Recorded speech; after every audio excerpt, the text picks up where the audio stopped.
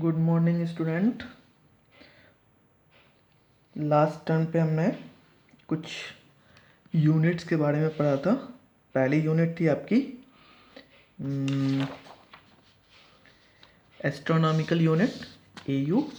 1 AU is equal to 1.5 into 10⁻11 metre and light year पढ़ा था। 1 light year is equal to 9.46 into 10⁻15। ठीक है, अब देखते हैं इनके बीच का रिलेशन क्या है। तो इनके रेशियोज फाइंड करते हैं। वी नो दैट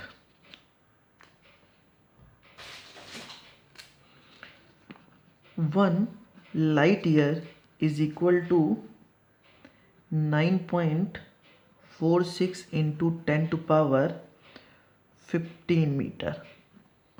ठीक है, अभी हमने पढ़ा। ऐसे ही 1 AU is equal to 1.5 into 10⁻11 metre. Then इनके रेशियोज क्या हो जाएंगे? 1 LY upon 1 AU is equal to 9.46 upon 1.5 into 10⁻4। ठीक है, means 1 light year upon 1 astronomical unit. इनके रेशियोज को आप निकालिए 6.3 into 10⁻4। This means that 1 light year is equal to 6.3 into 10⁻4 AU। ये आपको यहां से रिलेशन मिल गया। ठीक है,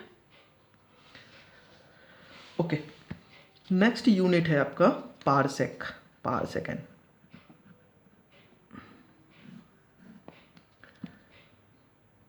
What is parsec? It is a distance at which at arc of length equal to 1 AU subtend an angle of 1 second. That means in case ये रहा आपका सन, ओके, और ये है आपका अर्थ। इनके बीच की डिस्टेंस को कह रहा है कि आप कहिए 1 AU। ये है आपका अर्थ। इनके बीच की डिस्टेंस कितनी? 1 AU। एंड पारसेक वो डिस्टेंस होगी, देन पारसेक वो डिस्टेंस होगी जो इस पॉइंट पे, ये रहा पारसेक, 1 पारसेक, पारसेक वो डिस्टेंस होगी जो इस पॉइंट पे 1 सेकेंड का एंगल सबटेंड कर रहा हो। Second, that distance is known as parsec. मैं एक बार फिर से डिफाइन करता हूं। It is a distance at which at arc of length equal to 1 AU subtend at angle 1 second, then it is called 1 parsec. okay, and जो इसकी value है 1 parsec is equal to 3.084 into 10⁻16 metre. हम nearly equal to कह सकते हैं 1 parsec is equal to 3.1 into 10⁻16 meter. Then the relation between parsec and AU, relation between parsec and AU बिल्कुल ऐसे ही जैसे हमने पहले पढ़ा था। ठीक है, 1 parsec is equal to 3.1 into 10⁻16 metre. Ratio ले लिया AU के साथ 1 AU। ऐसे यहाँ भी इसका रेशियो ले लेते हैं। AU की वैल्यू कितनी थी? 1.5 इंटू 10⁻11। Yes, 1.5 into 10⁻11 metre. तो इनके रेशियोज क्या हो जाएंगे? 2.06 इंटू 10⁻4। 2.06 इंटू 10⁴.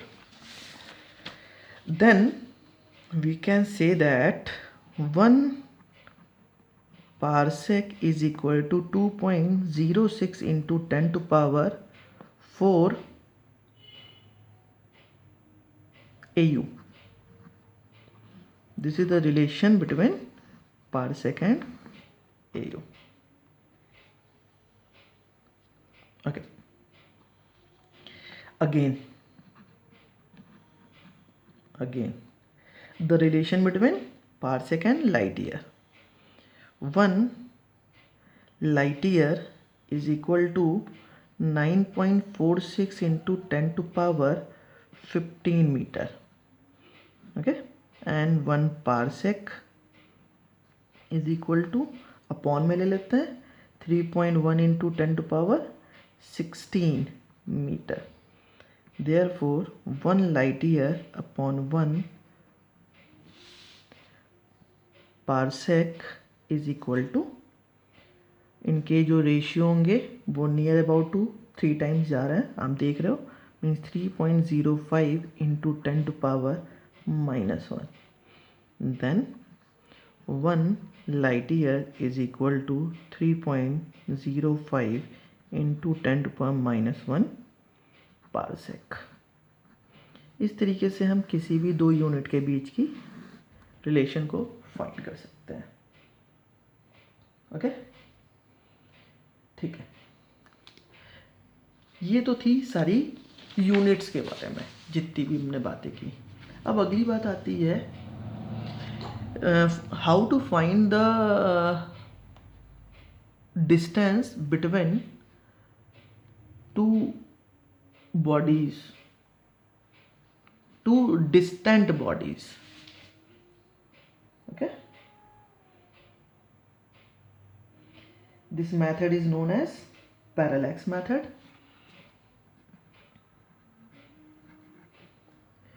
Parallax method.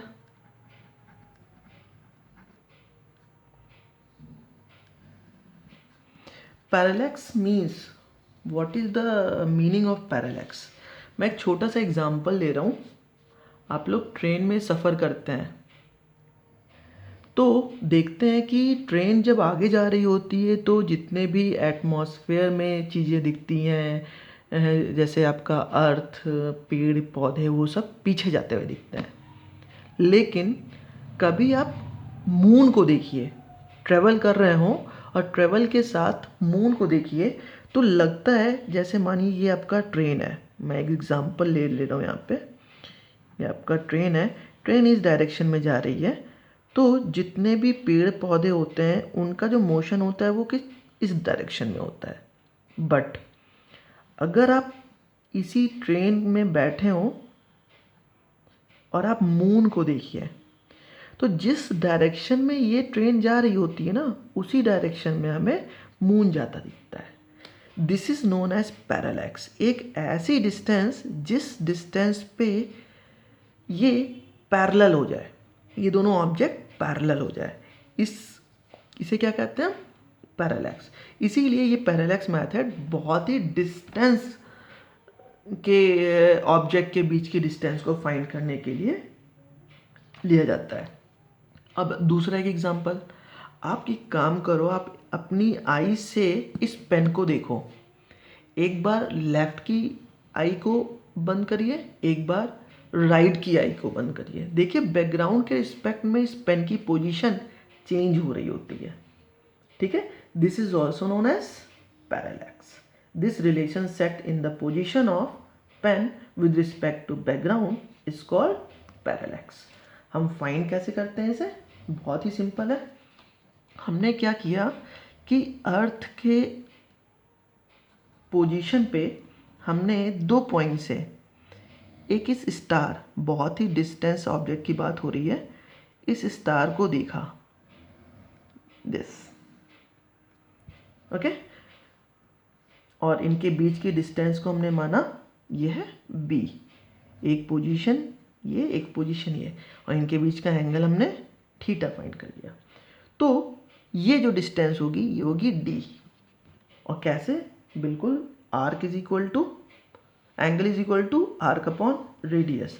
आप कह सकते हो theta is equal to b upon d. Theta is equal to arc upon radius.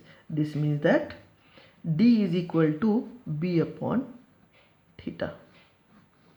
आपको ये और ये गिवन होता है, ये फाइंड करना होता है। ठीक है, this is the method of parallax. Okay, ठीक है, हम आते हैं अगले मेथड पे। जो आपका अगला मेथड है बहुत ही इंपॉर्टेंट है। हम किसी भी क्वांटिटी को फाइंड करते हैं इस मेथड से, और इसका अगला पार्ट है जिसे हम कहते हैं डायमेंशन। क्या कहते हैं? Dimension. What is the meaning of dimension? आप लोग देखिए, डायमेंशन आप जान रहे हो कि 1 डायमेंशन आपने पढ़ा, 2 डायमेंशन आपने पढ़ा, 3 डायमेंशन पढ़ा। इस नाम से आप फैमिलियर हो, ठीक है ना? 1D 2D 3D। बट ये 1D 2D 3D से समझ क्या रहे हो, क्या रिलेट कर पा रहे हो?